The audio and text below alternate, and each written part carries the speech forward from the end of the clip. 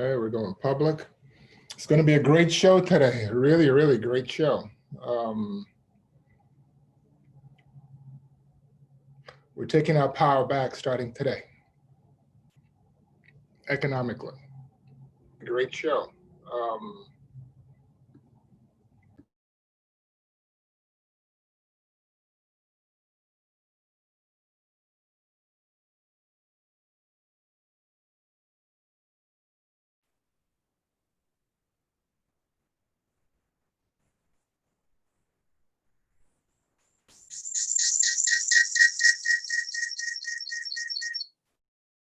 Okay, Alex, technical team.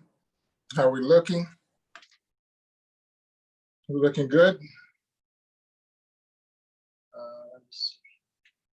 Should take a minute and then we'll be up and running. Did you end the live and then? Yes, I restarted. Hi, Jules. It should start in a minute.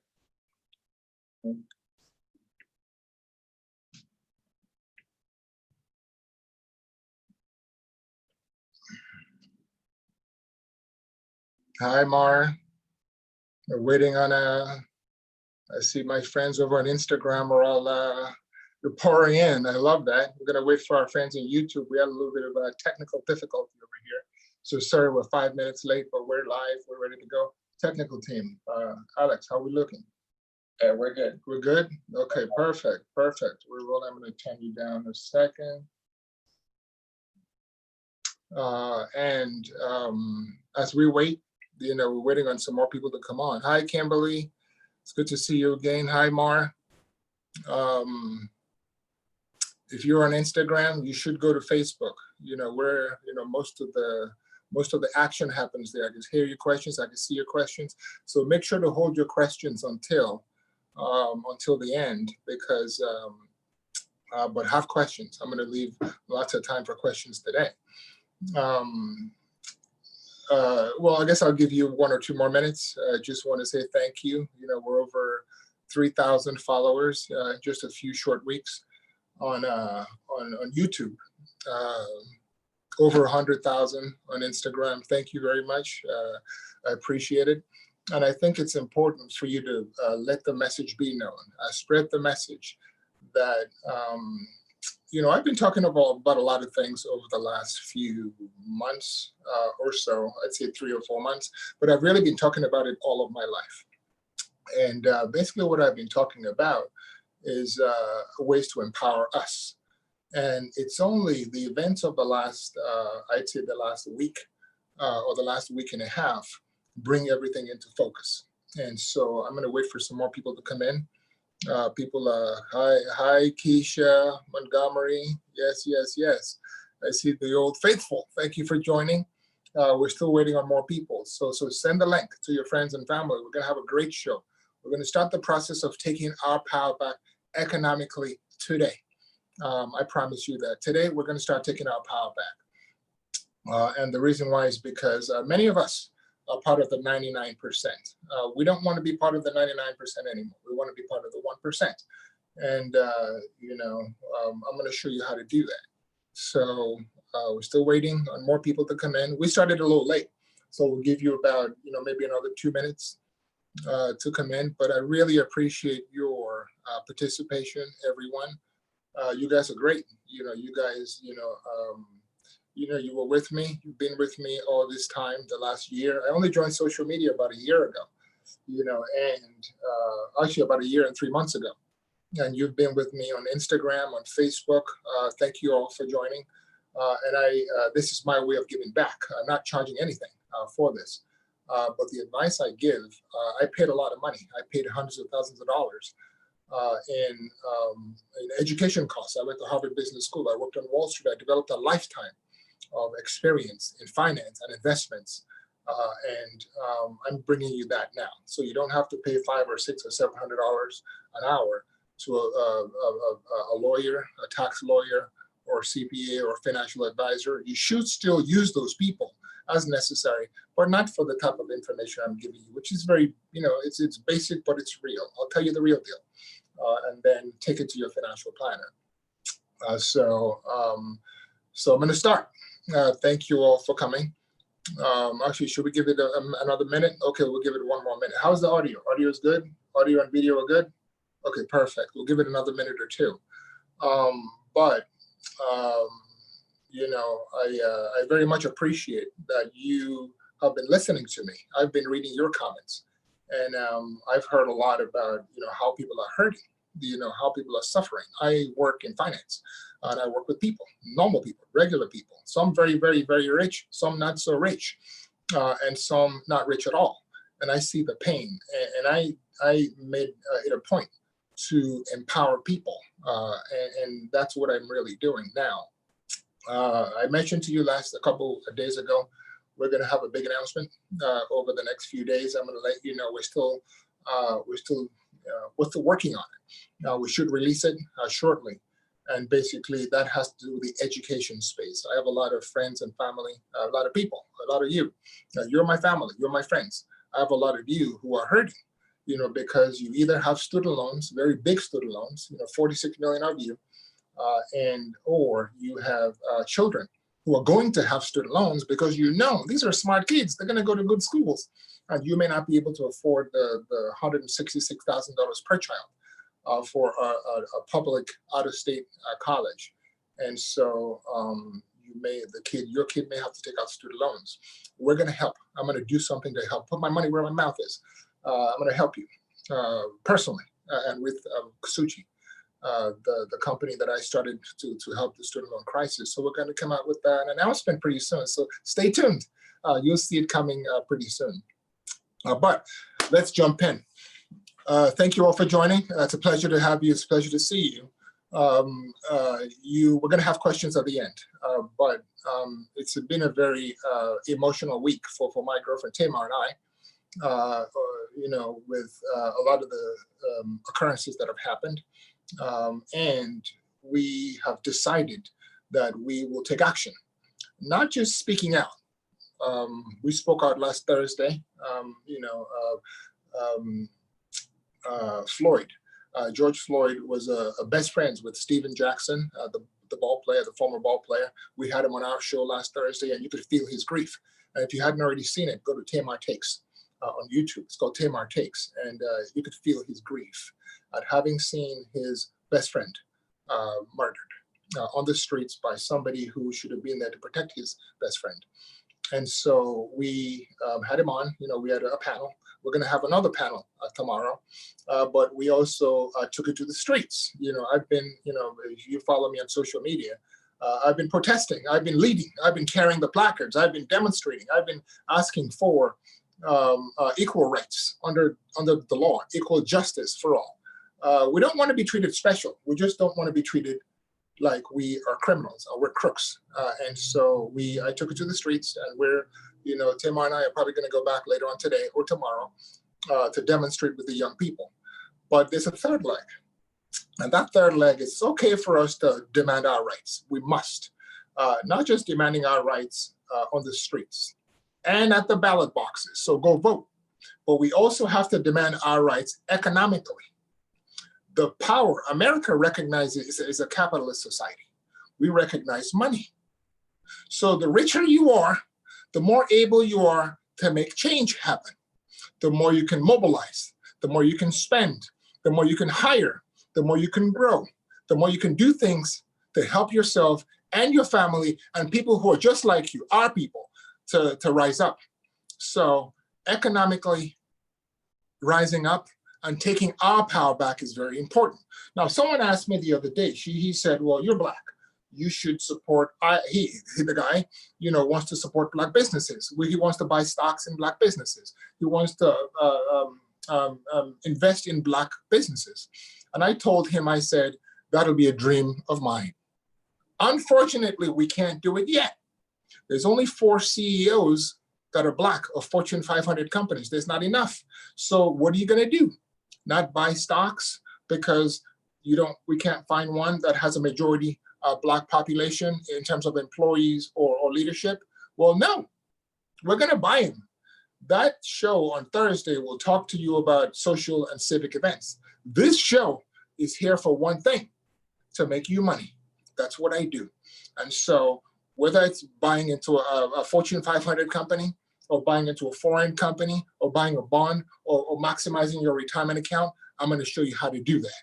And so we want to take back our power economically. And the way to do that is by, well, there's a lot of ways to do that.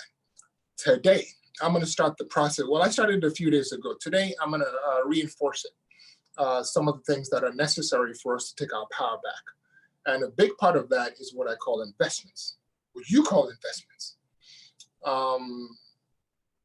We're going to talk about investments today, and one particular type of investment called a 401k plan, or called a retirement account.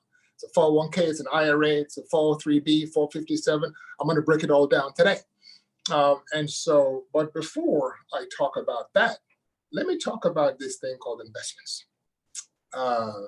What is an investment, and why should you own an investment? Let me qualify this my statement by saying almost every wealthy person I know, every rich person, or even higher middle class, or middle class who's aspiring to be wealthy, or poor, one of the 99% who's aspiring to be one of the middle class and one of the rich, does something. They own investments. So what are these things called investments? Well, an investment is something you buy that makes money for you while you're asleep, while you're not working for it. It's called unearned income. So I'll give you an example. You go to work every day. You go to work at 9 o'clock. You work until 6 o'clock. You go home. You've worked for 9 hours minus 1 for lunch. You've worked for 8 hours, and you have put in the time, and you've made money. You're making money from it. But that's 8 hours. How about the other 16 hours that you're not working? That's a big part of what separates the haves and the have-nots. The have-nots work for 8 hours a day, and they make money for 8 hours a day. The have-nots. The haves, the ones who make money, who have money, the rich and the powerful, not just make money in the 8 hours in which they're operating. By the way, many of those people work for 8, 9, 10, 12, 14, 15, 20 hours a day. But I don't necessarily recommend that. But a lot of those people have the capability to make money while they're sleeping the remaining 16 hours. And how do they do it? They do it by owning this thing called investments. An investment is an asset, keyword being asset. I'm actually going to write that down so you understand it. An investment equals an asset. An asset is something that you make that makes money for you. Now, I'm not talking about assets like cars or things like bling bling. You know, sometimes bling bling could be an asset, but most of the time it's a consumer product. I'm not talking about things like shoes and Gucci clothes. Those are nice. I don't fault anybody for wanting to buy nice things.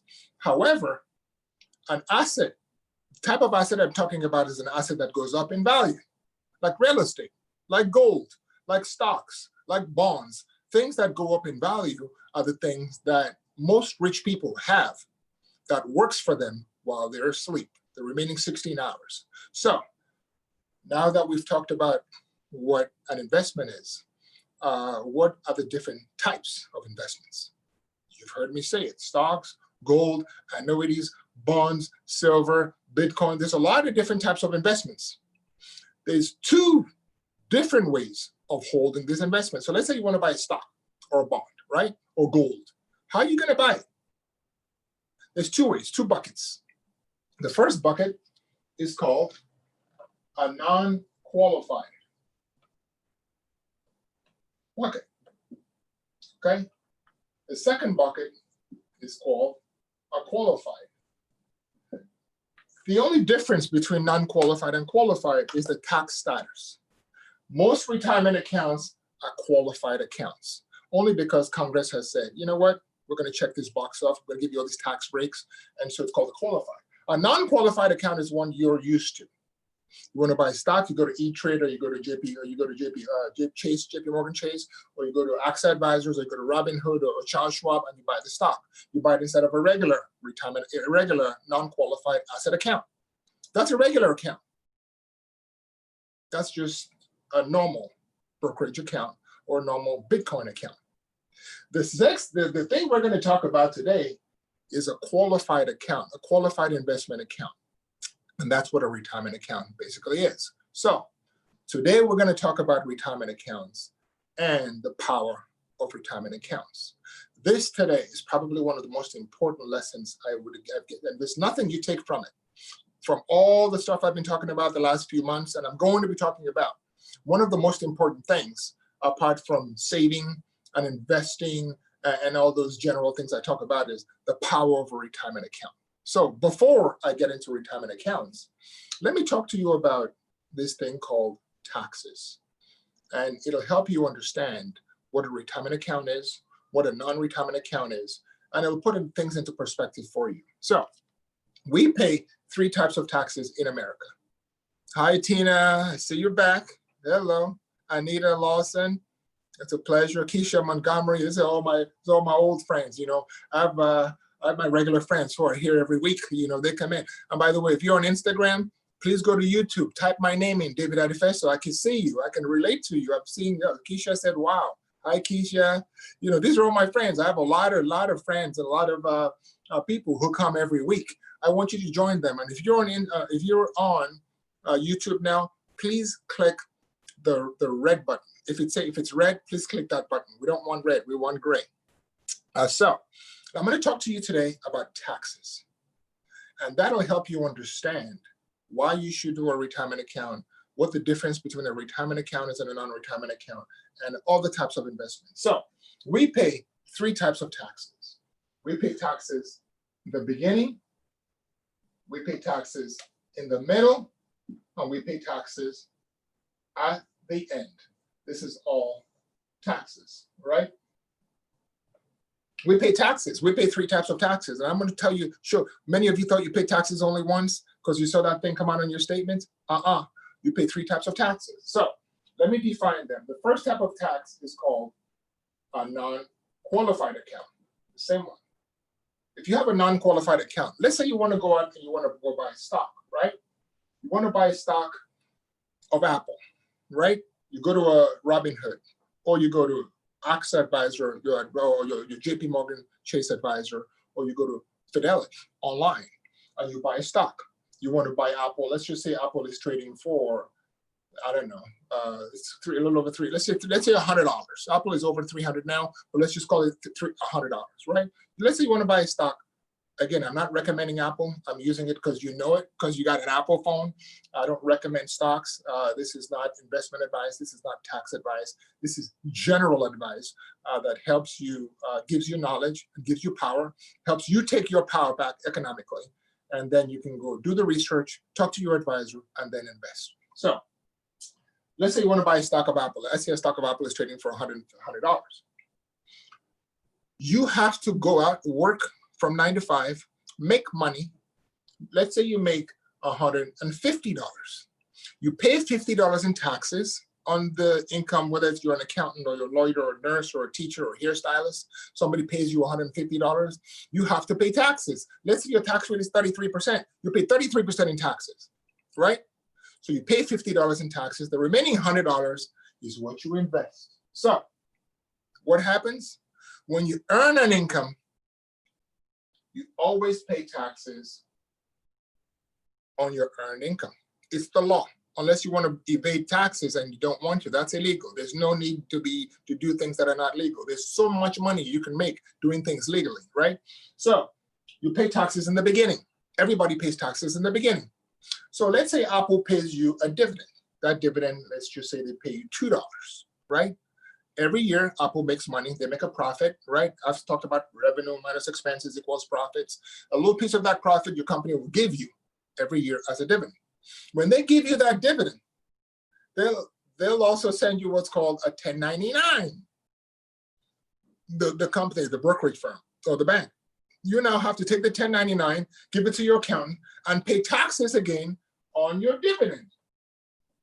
So that's the second type of taxes you pay. You pay taxes when you make money, and then when the money works for you, you make money. You pay taxes.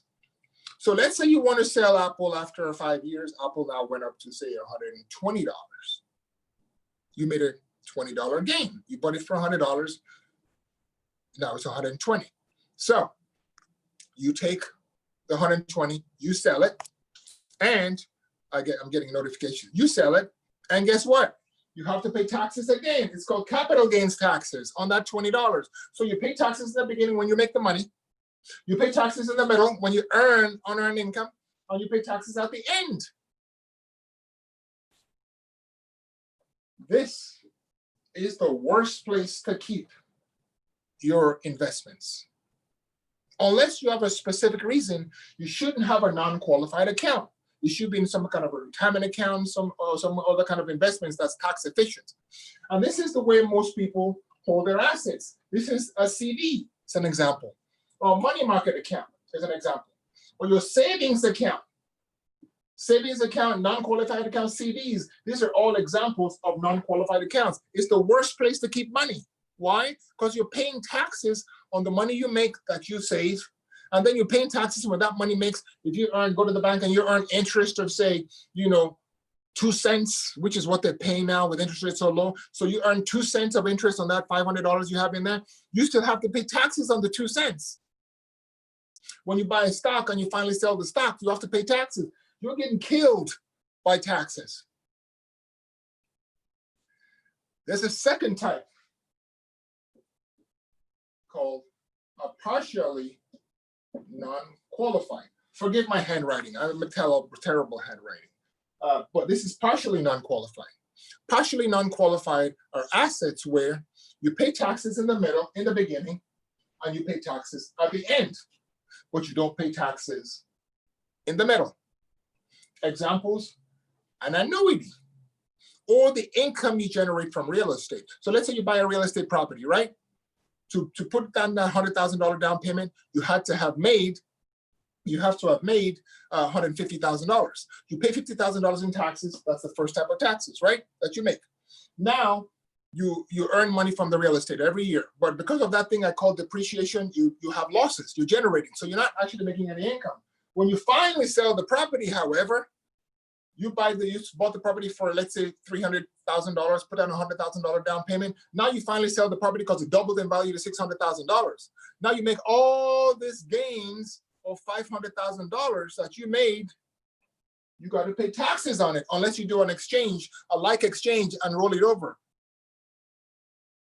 However, you still pay 2 types of taxes. It's still better than paying 3. So it's much better to invest in real estate or any of those types of investments than just a regular stock or real estate investment trust, right? That's the second type. Now we're getting warm to the third type called qualified. This is different types of accounts, right? Now we're coming back to what you call qualified accounts. A qualified account, if you were following me, a qualified account is a type of retirement account where you're able to avoid taxes in the beginning, you're able to avoid taxes in the middle, and you only pay taxes when you take the money out. Wow, stock. What if I want to buy a stock of Apple? Instead of going to one of those Robinhood or E-Trade or what, I mean, I could still, but instead of going and just opening up an account, are you telling me I can buy Apple or a mutual fund or an exchange traded fund that has Apple in it in my retirement account and avoid paying taxes 2 times? Absolutely. If you set up a retirement account, such as an IRA, a 401k, 403b, or 457, and there's more, you avoid paying taxes on the income you make. So let's say you want to invest in Apple, right? You went to work, you worked really hard, you made $150. Let's say Apple is trading, for the sake of this argument, at $100. You made $150. You now want to invest that money. Guess what? You can take all of that $150 and put it inside of your 401k or your IRA, and you don't pay any taxes. So instead of buying 1 stock of Apple, you now buy 2 stocks of Apple. Sorry, you now buy 1.5 stocks of Apple. You can actually buy half a stock, 1.5 stock of Apple. Actually, you can't buy half a stock. You have to buy, but you can sell half a stock, but you can't buy half a stock. You got to buy it in whole, in lots, right? Okay, so you can avoid it. And when Apple pays you a dividend, you don't pay any taxes on it. You only pay taxes after all that money has accumulated over many, many, many, many years. You don't pay any taxes on it until you take the money out. Wow.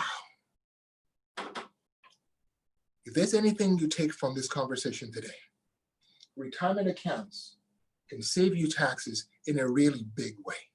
And you can reduce your taxes from paying only one from paying three to paying one by doing a retirement account. But I'm not done yet.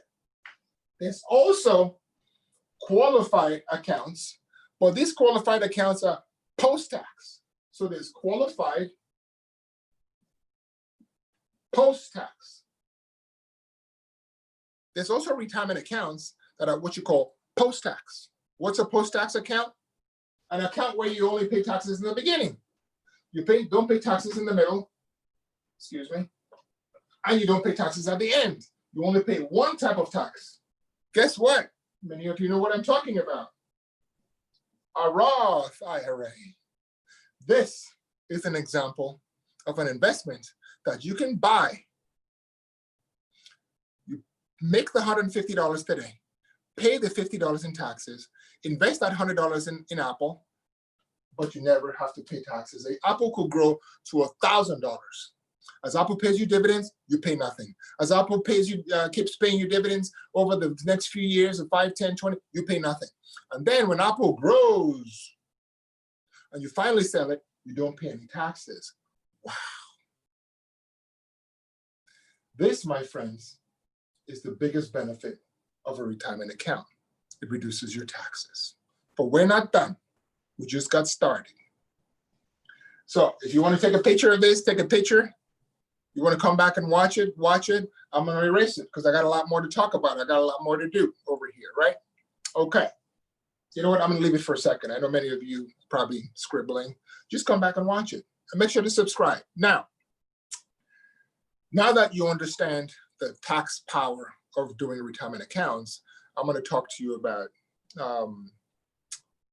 what a qualified retirement account is. Well, the government started qualified retirement accounts in 1973 because they assumed, rightfully so, that we Americans are very bad savers. We don't like to save. We like to spend money on cars and shoes and Gucci handbags and electronics and expensive phones that we buy for $1,000, but we don't like to save.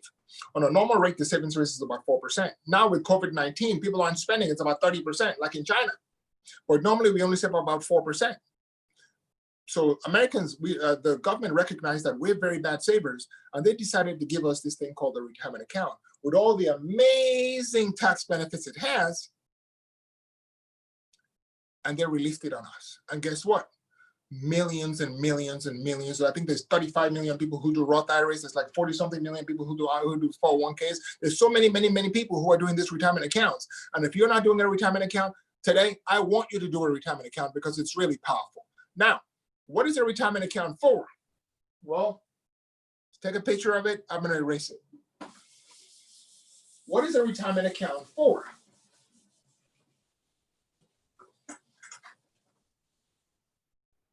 Very simple. Retirement accounts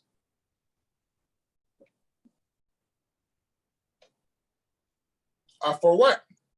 Retirement. Hello. Why have something called a retirement account and you don't, it has nothing to do with retirement. It's for retirement. Most people want to retire one day. Even if you don't ever want to sit at home and do nothing, you want to be financially self-sufficient. You want to be at a point where you're working, where you can work, but only because you choose to work, because you're making money, as a hobby. For example, I have some people who, they like to do social media, travel, and they retire, and that's what they want to do. They want to start doing social media and posting and making a little bit of money. It's a hobby. I have some people who they want to grow a farm when they retire. I have some other people who, they want to go play golf, but whatever it is you want to do, there comes a point when you don't want to have to go to work every day and work hard to make a living. You want your money to be working for me. And I'll give you some statistics. You probably need about 85% of your income now in retirement. 85% of your after-tax income you need now. You need in retirement. So if you're making $100,000 now, you need to be taking out about $85,000 a year when you're retired, which means you have to have saved enough money to take out $85,000 a year. That's a rough average. Now, there's two buckets your retirement savings come from. One of those is Social Security. For the average person, Social Security would account for about 36% of their retirement benefits, 36%. So for the majority of us, 64% of our retirement spending has to come from money we put aside, we save. The problem is most people don't save. The problem is the average 55-year-old has only about $12,000 saved outside his primary residence and his defined benefit pension plan or his retirement account, only $12,000. So the government set these plans up for us to save for ourselves. And so it is important for you to start really early, right? It is really important for you to start early. Now, here's what I did. I ran some numbers for you, right? The numbers I ran, let's take two people, right? Let's take two people. One is Sam, one is Sally, right? Sam is 24 years old. Sally is, well, let's say they're the same. Well, Sam decides to start saving at 24 years old, right? Sally decides she wants to start saving at 41. She waits 15 years, right? Sam decides he's going to save $250 a month, right? He's saving it for 41 years until his retirement age of age 65. Let's say they're both going to retire at 65, right? So retirement age is 65 years old. Sam starts putting 24 years old, starts saving $250 a month. He does that for 41 years. I ran these numbers for you just to show you, right? Sam has to put in total principal. He's putting $123,000 of his money, right? That's what he's putting. He's had gains in that money of $584,000. So he has a total account balance of $707,000. So Sam starts saving at 24 years old. He saves for 41 years, $250 a month until his retirement age at age 65, and he has $707,000. His gains are $584,000. Sally, on the other hand, decides, you know what? I'm gonna wait for a bit. I got some Gucci shoes to buy. I got to spend. I gotta live a lifestyle. I gotta do my hair. I gotta hang out, have fun. I'm too young to save. I want to explore life. I want to travel and do all the things I need to do. She doesn't start saving until she's 41 years old. She decides, you know what? I'm gonna try to catch up with Sam. So I'm gonna save $500 per month. Wow, that should get us somewhere. But because she's 41 years old, she has 25 years to save. Right? She only has 25 years to save. So let's compare her numbers to Sam's numbers when they finally get to it. Remember, she's saving double, but only for a shorter period of time because she started later. She's put in her principal of $250,000, right? Her total investment gain is $255,000. So she has total $505,000. Sam has $700,000, 40% more than she does, even though he put in half, but he did it for a longer period of time. My friends, it is very important for you to start saving and to start saving early, because like Sam, who saved less but saved for a longer period of time, that money had time to compound over a long period of time. And when you're not paying taxes in a retirement account, you're golden. All right. So now we've talked about taxes, we've talked about savings early, and now we're going to talk about another benefit, which is a few general benefits about retirement accounts. And I'm going to list a few retirement accounts for you. I'm going to tell you the benefits. I'm going to tell you which ones I prefer. I'm going to tell you which and what point you should do them. And then we're going to end the call by taking a bunch of your questions. So I'm going to try to move quick because we started late. and I don't want to go over the hour, so we're gonna jump in. So, retirement accounts in general have very powerful features. One of those features is it's protected from creditors. Whoa. Yes, you can get sued in general for your retirement account.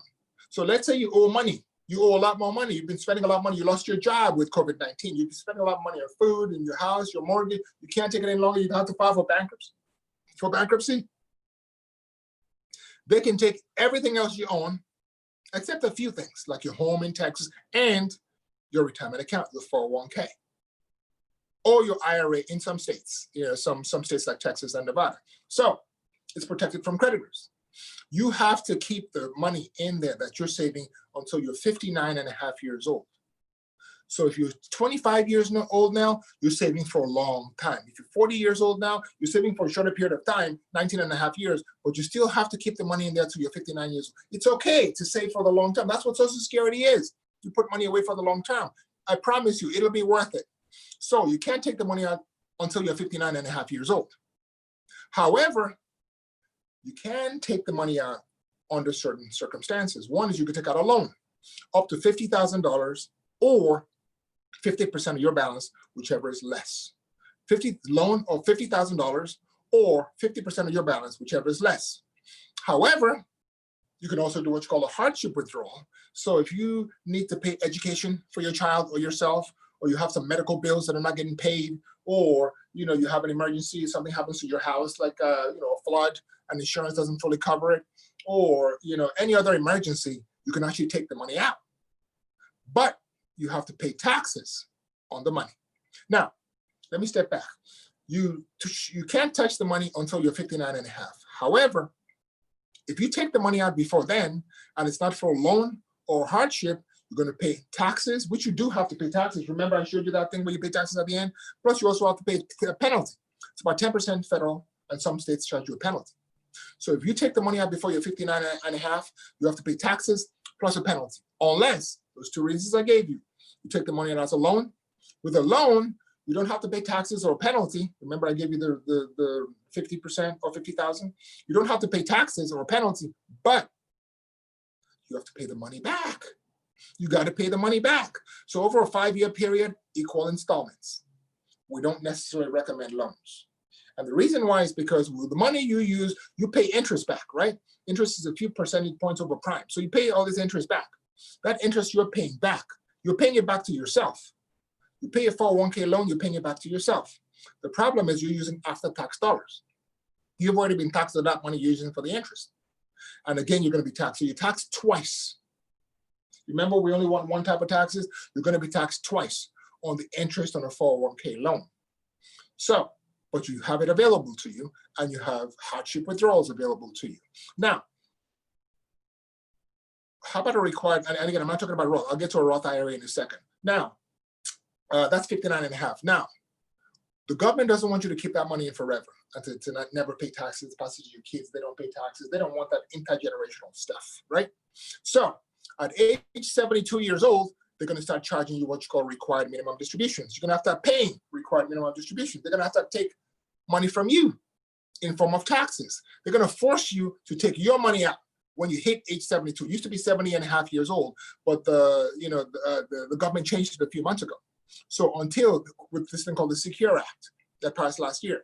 So when you're 72 years old, you have to start, you force you to start taking roughly about 3%, based upon your mortality. Government doesn't want you to have that money in there forever. So what else? You have this thing inside those plans called investments. So where does that money go? So you're putting in $50 a month, $100 a month. So it's going into this thing called investments. It's being invested for you in a number of different ways, right? There's one thing called stocks. We've talked about ad nauseum. You could buy. There's things called bonds. You could pick the investment yourself, right? If it's and you could also have this thing very popular with 401k plans called target date funds. So if you're smart and you're sophisticated, you know what you want, you can actually pick the stocks. Oh, I'm going to take this mutual fund, this large cap fund, this small cap fund, this mid cap fund, this international fund. I'm going to put it all together, and I'm going to start watching it. I'm going to start trading it from time to time. If you don't want to do that, there's this thing called target date funds. They do the work for you. You pay for it, but they do the work for you. The investment company will say, you know what, you're 25 years old, you're young, you should have mostly stocks. And if you're 50 years old, you want to retire at 55, you should have maybe a lot of bonds, just to make sure your portfolio is secure. So they do the work for you. They invest your money for you based upon your age. That's called the target date fund. Okay, so now we've talked about retirement, we've talked about investments, we've talked about retirement accounts, we've talked about why, the power of retirement accounts, the fact that you can, they're very tax efficient, the fact that they're protected from creditors, and we've talked about a lot of the rules of retirement accounts. In the few short minutes we have left, and we have some time, we're going to take your questions. I want to talk about the different types of retirement accounts, the popular ones, and my opinion about them. I'll give you the features, I'll define them for you, and then I'll tell you what I think about them. So number one is the IRA. Let's wipe this off. Let's take a snapshot because I'm going to wipe this off in a second. Okay. So the different types of retirement accounts that we have are in America as follows. Now remember, these follow all the same rules, right? The rules are the tax deductible. You don't pay any taxes when the money goes in. The tax deferred. You don't pay any taxes as it grows. And you pull the money out, that's when you pay taxes. They're protected from creditors and 59 years old, age 72. All those rules apply. And whenever they don't, like with the Roth IRAs, I'll give you that exception. Now, the first type of plan, retirement accounts.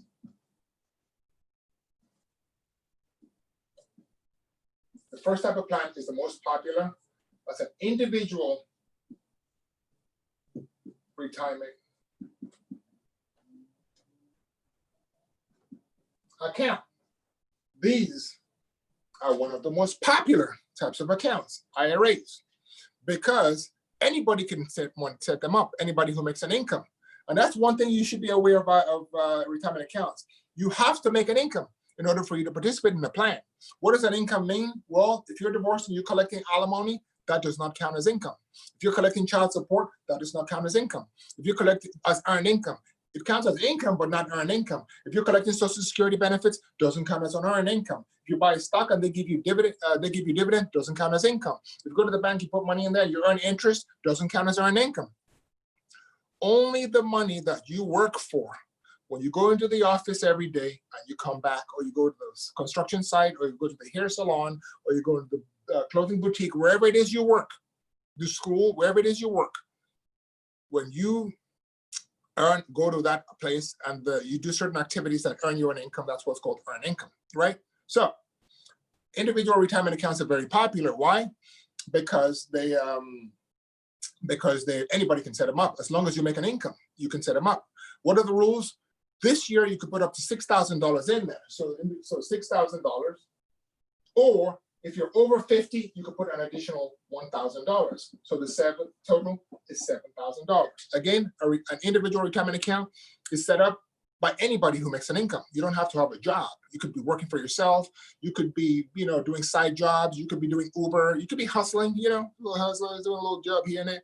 And so you could put up to $6,000, and you could set up the plan before you file your taxes. So let's say you don't have to file your taxes in April this year. I mean, April is fast, but you get to file your taxes before July 15th this year because of COVID-19. You can set up an individual retirement account up to the day before, as long as you put the money in. You have to put the money in before you file your taxes. So you have a lot of leverage when you file it. They're protected from creditors in most states. You remember the other time I talked about asset protection? States like Nevada, states like Florida, states like Texas protect your assets under common law. With the IRAs, in some other states like California, they're not fully protected. They're based on need, but it's still a great way to save because of the tax efficiency in doing them. If you have a spouse, so you're working, your spouse is not working, your wife or your husband is not working, they're at home taking care of the children, or housewives, or they just choose not to work for the time being, you can set up an account for them called a spousal IRA, and you do the same thing. You could put up to $6,000 in for them. IRAs are very, very powerful. You control an IRA. You can buy whatever stock you want. You can buy whatever bond you want. You can buy whatever investments you want. You want to buy, any type of investment you can own. And in addition, you can actually use that IRA money to buy real estate. Woohoo! You can actually use your IRA to buy real estate. How does that work? It's called a self-directed IRA. Not the real estate you live in. The real estate you're going to be renting out to be making earned income, to be making money. Another time we'll talk about it, but you understand you can do that. So the first one is an IRA. The second one is probably the most popular one in America because it's one that your employer sets up for you. It's called a 401k.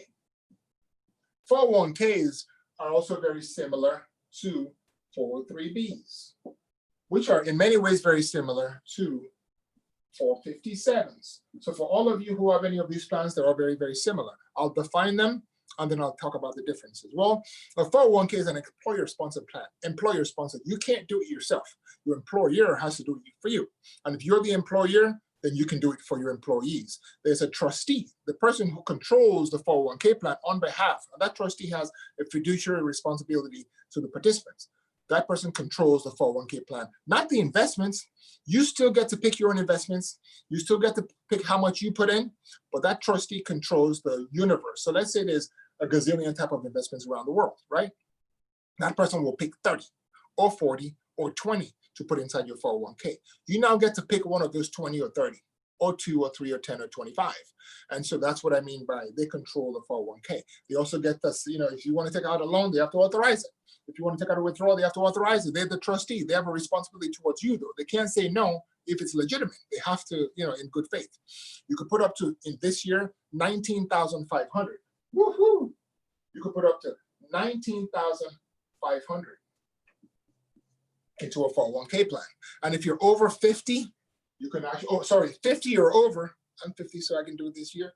You can do an additional 6,500 for a total of $26,000. So you can do up to 19,500 per year. So every year you want to put money into your, you started a new job or you've been on an old job, you go online, ask your HR or ask your boss, how do I start the 401k? You just go into the computer, whether it's Fidelity or it's any of those other 401ks you own. You go in there, click a button, and you can start enrolling. You could, start putting in $1,000 a month, $500 a month, $200 a month. You get to put up to 19,000. As long as you make at least 19,500, you get to put 19,500. If you're over 50, plus 6,500, a total of $26,000 in your 401k. Now, a 401k is protected from creditors by statute, right? That's not under common law. That's under Congress. Remember, we talked the other day about common law being the state's law, and the states passed law based on, what the old judge said. We're going to follow it. Well, this is under federal law. So 401ks are protected carte blanche. So the IRS comes after you. Look, I used to be an accountant. I know how the IRS is, right? And, it's necessary. What they do is necessary. We need to pay taxes, but you never want to pay any more taxes than you should. If it just so happens that you forget to pay your taxes sometime, you make a mistake or, something bad happens and they come after you and they want to garnish your wages, what they can't get is they can't get your 401k. As long as you put legitimate money in there, your money in there, they can't come after your 401k. Your creditors can't come after your 401k. If you file for bankruptcy, in general, your 401k, the money you need to live and eat with when you retire, is protected from creditors. Not all these things you can pass to your children, right? So a 401k is a very, very important thing. Now, there's one thing a 401k has, in general, I think the number is about 70 or 80% of companies that have 401ks actually match. Your 401k has a match. This is otherwise what I call free money. Hello. If I told you today, I'm going to give you a 3% raise. All of you who are watching, my friends who are watching, who's watching? Tina Dobbins. Hi, Tina. Hi, Tammy. Tammy Jordan. Jasmine. If I told you that I would give you a 3% raise today, what would you say? Yes. Thank you. I'll take it. Most of your companies are offering you a 3% or 4% or 2% a raise. What does that mean? There's only one requirement to get that raise. You have to put your own money into your own 401k plan for yourself. That's tax deductible, tax deferred, protected from creditors, and all of these other amazing, you can give it to your children if you pass away prematurely, and you can use the money for retirement, all these amazing benefits. As long as you do it for yourself, we will match you up to, say, 3%. Sometimes it's 2%, 3%, 5%. I heard some of those technology companies do 10, 15%. But a 401k match is free money. Even if you have no cash flow, even if you're hurting, even if COVID-19 is kicking your butt, even if you're desperate for resources, Why would you turn down free money? Put, at the very least, enough money in your 401k plan to get the match. I'll give you an example. Let's say you make $50,000, right? And your company matches up to 3% of what you put in. 3% of $50,000 is $1,500. I implore you, if your company matches, put contributions at least equal to that match so you can get the match. So if you make $50,000 and your company is matching 3%, run the math. 3% of $50,000 is $1,500. If you put in $1,500 into your plan, your company will give you an additional 15%. It will give you an additional $1,500. Now you're going to have $3,000. Half of that just came from your company. It's called free money. And all that money, it happens every year. You put the same 3%, they put the same 3%. You put the same 3%, they put the same 3%. Hallelujah. It's very difficult in our world to navigate our universe. It's very tough to go out there, get a job. There's global warming. There's there's COVID-19. There's discrimination. There's cost of education. There's so many things that affect us and that reduce our spending power and that enable us not to be able to save. So when we get an opportunity where we get money that's free, I would strongly recommend we take it. Now, there's also something called the Roth IRA. Now, just one thing before I forget. 401ks, you can take out loans. You can also do hardship withdrawals. IRAs, there's no loans, but you can do hardship. So with an IRA, you can't take out a loan, but you can take money out hardship. The only exception was one that happened for COVID-19, where if you have an IRA or 401k, you could take up to $100,000. Excuse me. You could take up to $100,000 without paying any taxes, and you don't have to pay back for at least a couple of years. That's an exception. In general, you can't take out any loan from an IRA, but you can take out loans from a 401k or hardship withdrawal. Roth IRA. We're getting warm over here. What's a Roth IRA? Well, do you remember that example that I drew for you when I talked about the 3 different types of taxes? And with a 401k, you only pay one type of taxes at the end. With the Roth IRA, is the exact opposite. You pay that type of taxes in the beginning. So you want to invest in Apple. You want to buy a stock of Apple. You make $150, right? You have to pay taxes if you want to do a 401k. If you don't want to do a 401k, you take that $150, pay taxes of $50, invest $100. With a 401k, you take the entire $150, no taxes, and you put that in your plan, and you can invest all of the $150. You pay the taxes when you take the money out. With a Roth, when you earn the $150, you pay the $50 in taxes, you invest the $100, and it grows, but when you take as the money grows, you don't pay any taxes, and when you finally take it out, there's no taxes. So the difference between a 401k and a Roth 401k, or an IRA and a Roth IRA, is that you only pay taxes at the end with a regular 401k. You pay the taxes in the beginning with a Roth, but you never have to pay it back. Now, Roths have different exceptions, right? With a Roth, the rules, a Roth IRA and a Roth 401k, right? They have the same rules. An IRA, you could put in up to $6,000, $1,000 if you're over 50. It's the same thing for a Roth. With a 401k, it's the same thing. You can do up to $19,500 or $6,500. Only this is tax deductible. This is not tax deductible. Same rules apply, but there's some exceptions, what I call differences, right? There's something called the 5-year rule, and there's something at age 59 and a half, right? So if you invest in a Roth IRA today, and you're watching your money grow, you have to get the true benefit of a Roth IRA, you still have to keep the money until you're 59 and a half, unless you pay taxes plus penalty. But you also have to keep the money in for at least 5 years. So if you keep the money in for at least 5 years and 59 and a half, then you will get all that money. You put in $1,000, now it's $10,000, all that money. all the 9,000 gain is tax deferred. It is non-taxable. But if you can't wait for age 59 and a half, and you at least keep the money for 5 years, when you pull the money out, your principal, the $1,000 you put in, is not if you that is going to be tax plus penalty. But you could pull out your gain. So you could pull out let me rephrase. The $1,000 you put in, you can pull that money out without paying any taxes if you abide by the 5-year rule, but you don't wait till you're 59 and a half. However, the interest, the dividends, and the other gains, if you pull that money out before 59 and a half, you're going to pay penalties plus taxes. So keep that in mind. You're going to pay penalty, right? Plus that. So keep that in mind. Okay. What else? There's no RMDs. So you know that no RMDs. You remember that age 59, 72 that I mentioned, where the government forces you to start taking money out of the 401k? You don't have to, you don't get forced out. You can keep the money in there, and it keeps working for you for the rest of your life. And you can actually give it to your kids. When your kids get the money as part of your estate plan, they don't pay any taxes.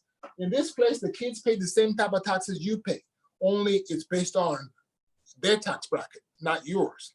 And they have 5 years. They've shortened the amount of time. They have to close it out. It's a 5-year rule, it's a 10-year rule, and so on and so forth. We'll go over that some other time.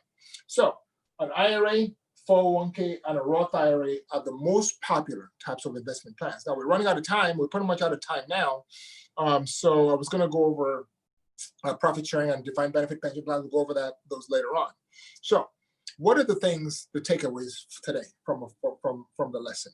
What are the takeaways in retirement accounts? We just reviewed retirement accounts. What are 401k? We just reviewed investments. We reviewed the general retirement accounts, what they are. We reviewed 3 very unique and specific retirement accounts: the IRA, the 401k, and the Roth IRA. And so we talked about the pros, we talked about the cons, we talked about the features, we talked about the people who should do them. I want to give you a few takeaways today. 1, start early. The earlier you start, I just showed the example of a guy who started earlier than a girl and was putting in less, and his income, his money at the end was 40% more than hers. It's very, very important to start early because of the power of compounding.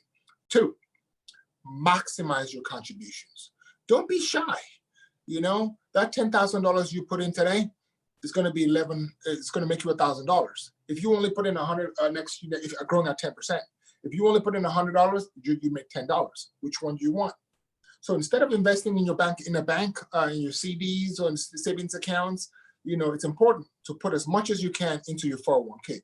Especially put at least what the company's matching. Put at least that into your 401k. Another takeaway: when is a Roth IRA best for you? When is a Roth IRA best for you? There's 2 or 3 things you should be aware of. You should do a Roth IRA or a Roth 401k instead of an IRA or a 401k if these 3 things hold. And it could be 1 or 2 or all 3. 1, you have at least 10 years to retire before you take the money out. I prefer 20. I prefer closer to 20 years or even more. Why? You're paying taxes now because you expect the after-tax dollars to grow. So it needs time. So if you do a Roth IRA now and you pull the money out in 2 or 3 years, you just hurt yourself because you didn't have enough time to grow. Number 2, reason why you would do a Roth IRA over a regular IRA is if you expect your income to grow. Imagine you're making $50,000 now, but you expect your income to grow to $500,000 soon over the next few years. Maybe you're a resident in school. You're making $45,000. When you graduate as a neurosurgeon, you can make $500,000. Well, why do you need a tax deduction now? Remember, if you take the tax deduction now, you're going to have to pay for it. Why don't you forego the tax deduction now so you can use your tax benefit later on when you actually really need it?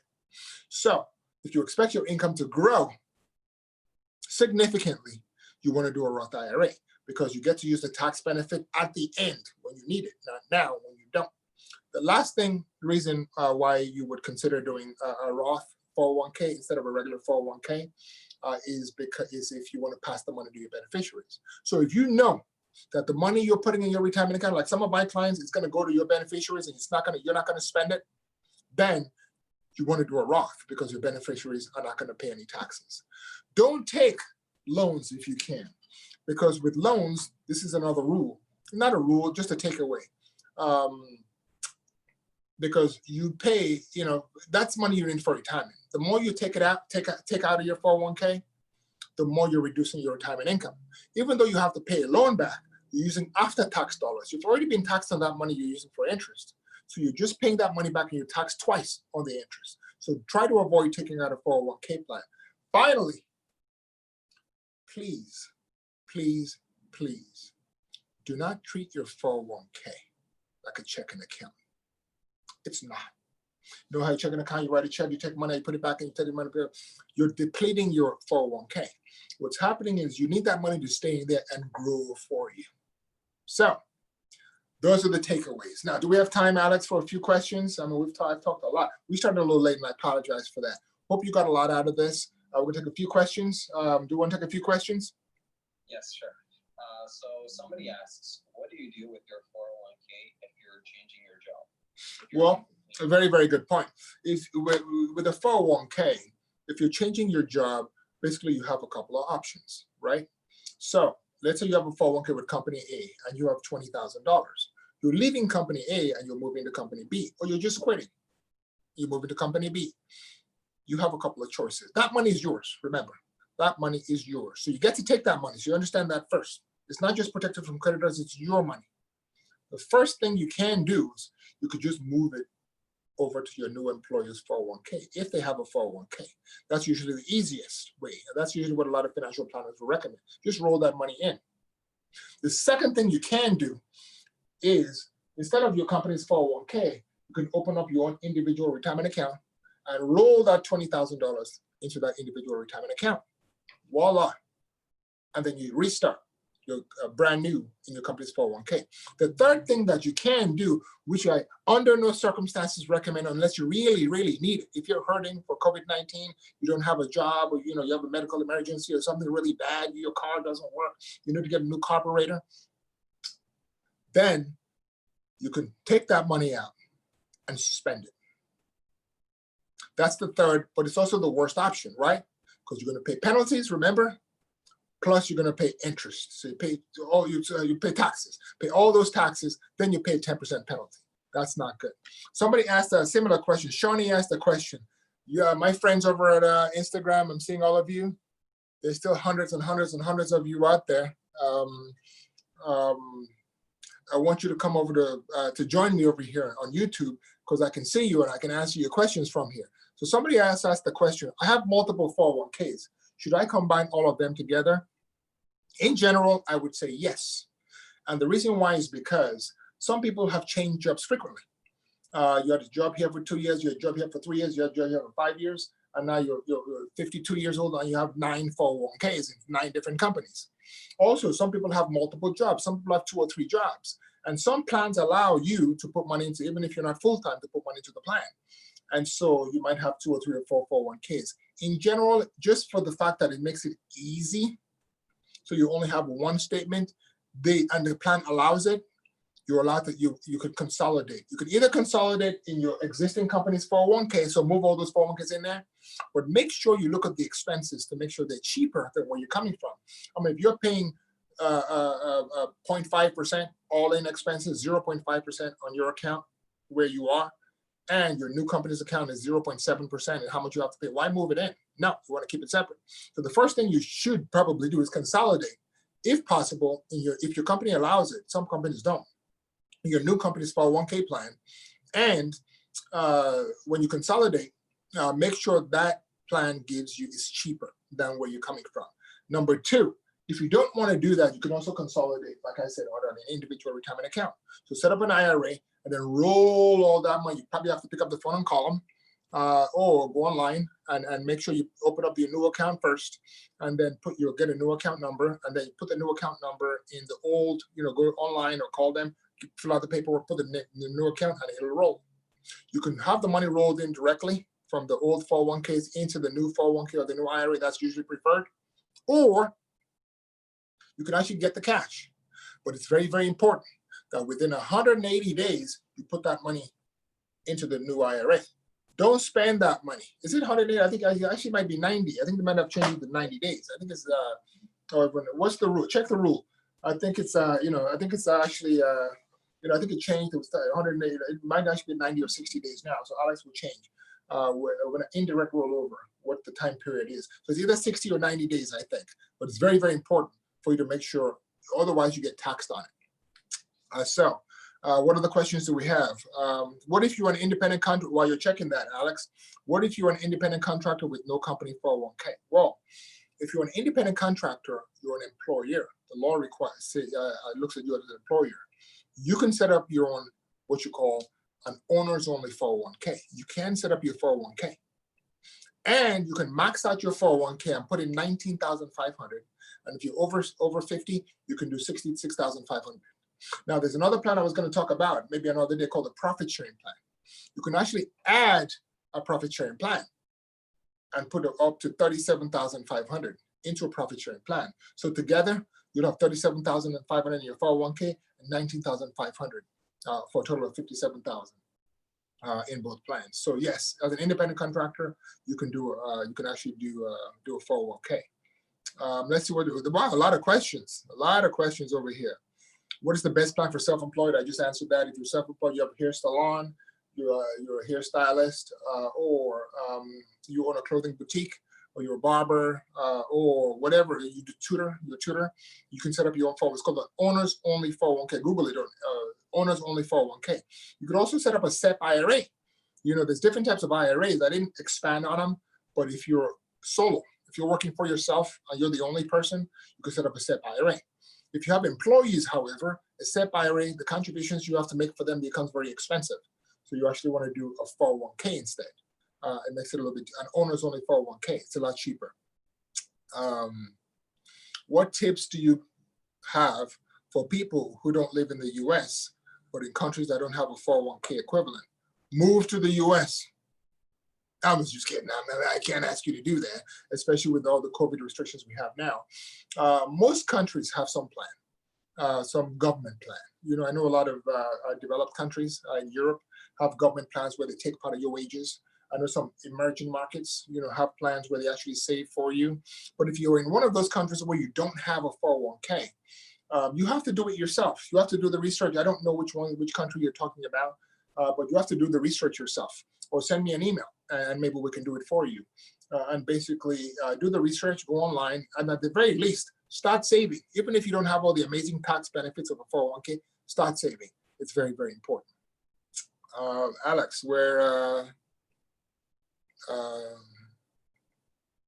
any other questions? Wow, there are so many questions. Somebody asking, can you have both 401k and an IRA, and how would that combination be beneficial for someone? Yes, you can have a 401k and an IRA, but here's how it works. With a 401k, if you have a 401k at your job, you're limited on how much you can put into an IRA, right? And so I think the income limitation is, I think it's about 120. Well, I think it's about $124,000. So if you have a job and you make up to 124, well, if you have a job and you have a 401k in your job and you're participating in your job, you can't do a 401k. But if you make under a certain amount, you can, and that number is $124,000. So if you make under $124,000, you can put money to your 401k. It starts getting phased out. Also, if your spouse has a 401k, not you, but if your spouse has a 401k and you don't have a 401k, you could set up an IRA, and you could put, if your spouse makes at least $196,000, $196,000 or less, you can actually set up a 401k. So the rules are, in general, you can't unless you make under a certain income limit. Any other questions? Did you check on that thing about the rollover? I think it's 60 days, right? The rollover IRA?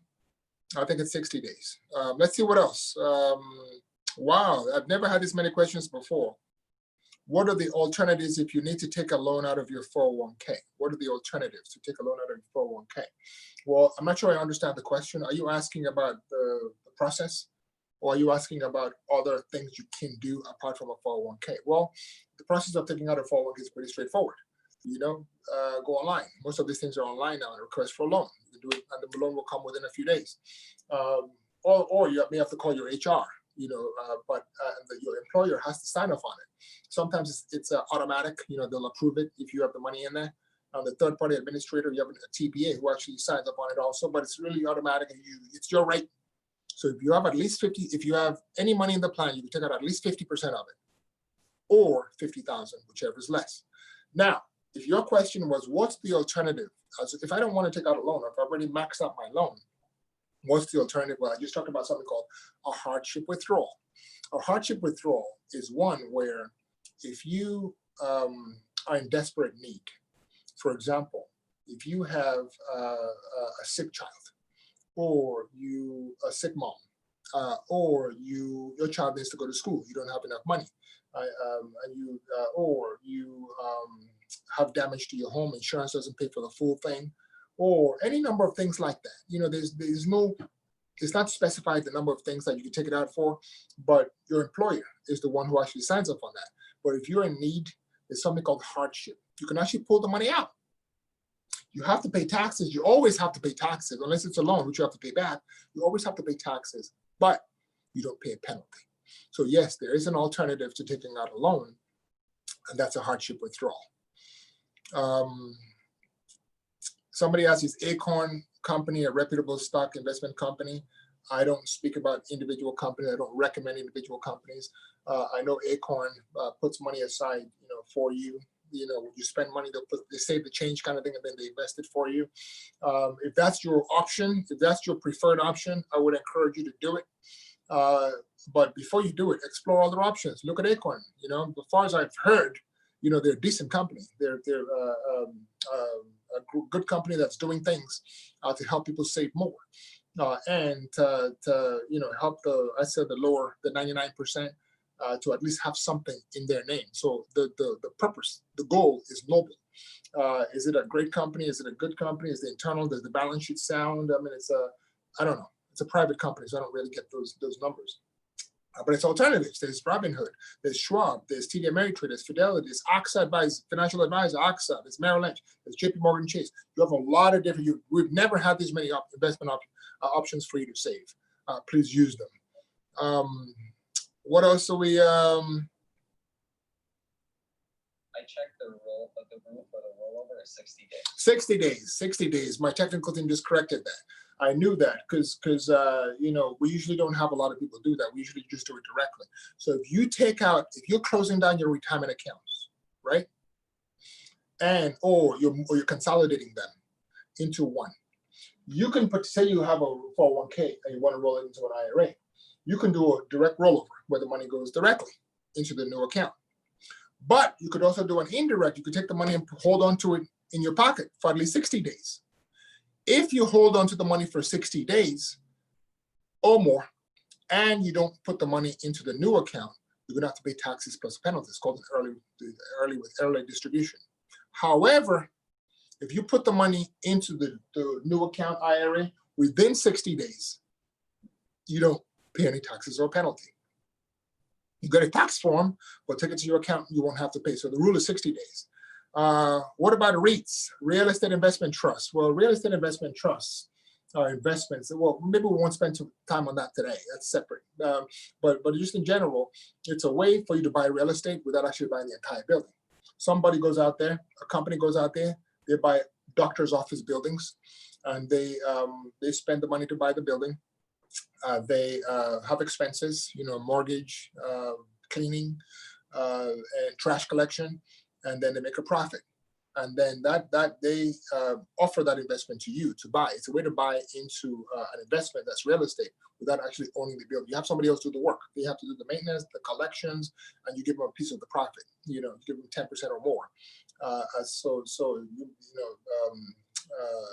I don't want to spend too much time on that today because I could go down, or maybe one day I'll do a class on real estate investment trust and the way to make money with that. But the good investments, if you find the right one that's cheap. Sometimes they're very pricey because brokers like us, sometimes we make 7, 8, 9, 10, 15% commission, and then they hold you back from non-traded, from taking it out for a while. You don't want anything that holds you back from taking your money out. So there are some good REITs, but you have to be very careful with those. Okay, wow, we've this is our longest session to date. We have so many. I can't believe that Instagram is still live. Usually they cut that off after an hour. I guess the folks at Instagram.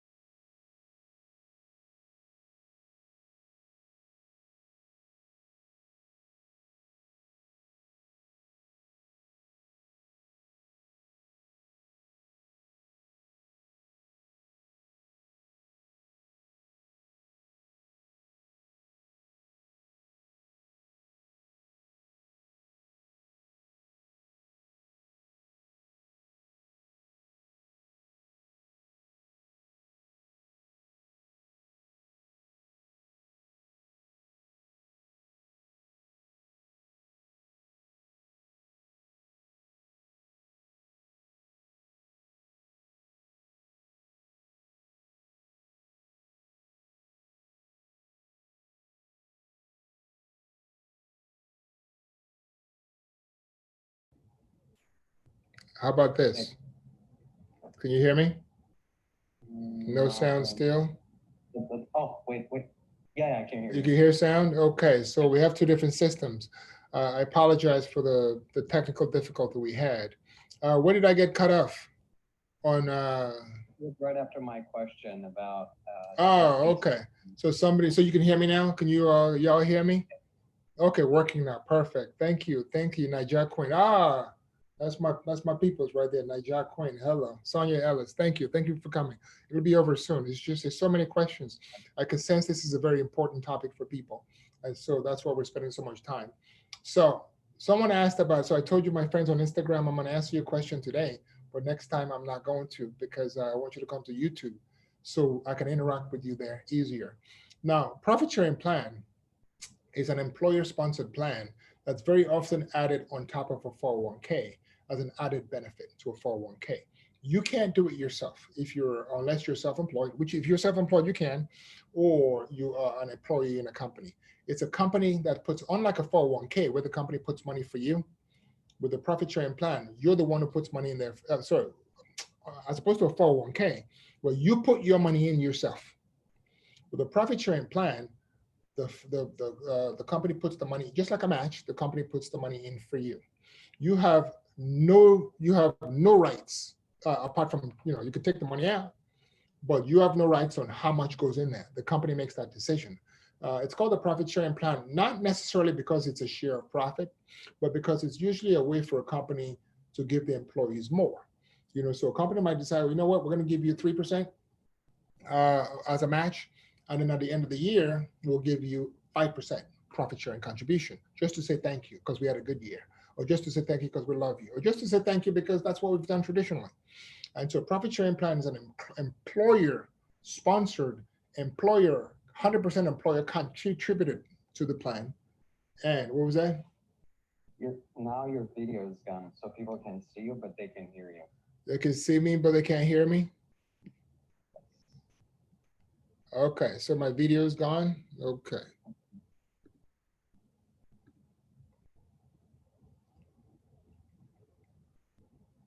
How about that? All right, now we can see you. Okay, we have a bunch of different videos and things running. So now I'm looking at the computer. I was looking at the screen. Am I looking at I'm looking at the screen now. Okay, so that's a profit sharing plan. A profit sharing plan is an employer-sponsored plan. Employer sets it up. Employer often attaches it to a 401k as an additional benefit, and the employer puts in all the money. You don't put any money in, and very often they'll limit how, unlike a match, especially when it's a safe harbor match where you get the money immediately if you leave, with a profit sharing plan, they can attach what you call a vesting schedule, which means you can't take it all out now. You have to stay at the company for a couple of years. They'll put the money in today, but you have to stay with the company for a couple of years in order to get the money. Wow, this has been the longest YouTube session that we've had. I want to say thank you so much for joining us, for joining me and Alex over here. We recognize it's a very difficult time in our history with our brethren fighting for our rights on the streets. We're with you. If you're one of those who are on the streets, we're with you. We need you to do a few things now. And we're going to come join you. I'll probably go join right now, like I was the last few days, and tomorrow. I'm going to take Tema this time. But make sure it's civil. Make sure it's we don't destroy people's property or hurt each other. The reason why is because when we loot and we destroy property and we do things that are not by the law, we dilute the message. And now they can point the finger at us as the aggressors instead of the victims. We pray for you. We're with you in spirit, with you in heart. We love you very much. And I'm going to shut the phone down. I'm going to shut this computer down right now. I'm going to come join you on the street as I have so far. Thank you very much. Love you. We'll talk to you soon. Bye-bye. Tomorrow, wait, can't, not tomorrow, next week. Can't end yet. Next week, we're going to have a very special show for you. You don't want to miss it. I'll be letting you know which it is. And maybe what I'll do, I want to change it up a little bit. I'm actually going to ask you what you want. I'm going to have a survey on YouTube, on Facebook, on LinkedIn, and on Instagram, my Instagram friends. I'm gonna let you decide what I speak on next week. I'm gonna give you 2 or 3 topics. You decide what I speak on next week. And look forward to seeing you next Wednesday at 2 p.m. Pacific time. Bye-bye.